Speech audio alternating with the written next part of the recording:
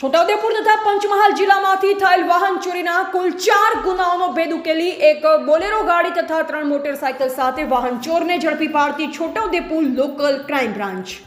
દરમિયાન અંગત બાતમીદાર થકી ચોક્કસ બાતમી હકીકત મળેલ કે બોડેલી પોલીસ સ્ટેશન વિસ્તારના વાઘવા ગામેથી ચોરાયેલ સિલ્વર કલરની મહિન્દ્રા બોલેરો 4-વ્હીલર ગાડી લઈ એક ઈસમ ઉભો છે, જે અનવ્ય VS Gavit police inspector local crime branch Chhotaudepur કે નાઓના માર્ગદર્શન હેઠળ એલસીબી સ્ટાફના પોલીસ માણસોને ખાનગી રાહે બાતમી હકીકત મેળવવા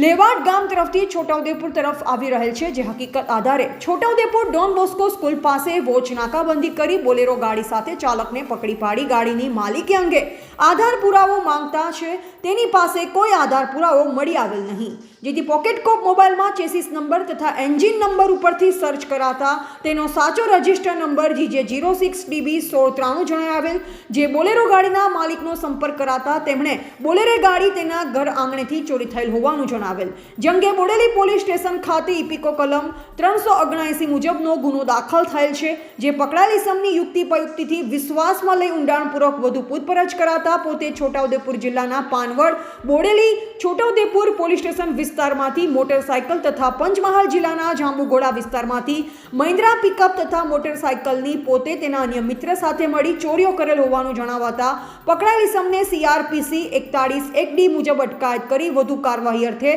છોટાઉદેપુર પોલીસ સ્ટેશન ખાતે સોંપવામાં આવેલ છે। કબજે કરવામાં આવેલ મુદ્દામાલ પૈકી મહિન્દ્રા બોલેરો 4-વ્હીલર ગાડી તેમજ મોટરસાયકલ નંગ 3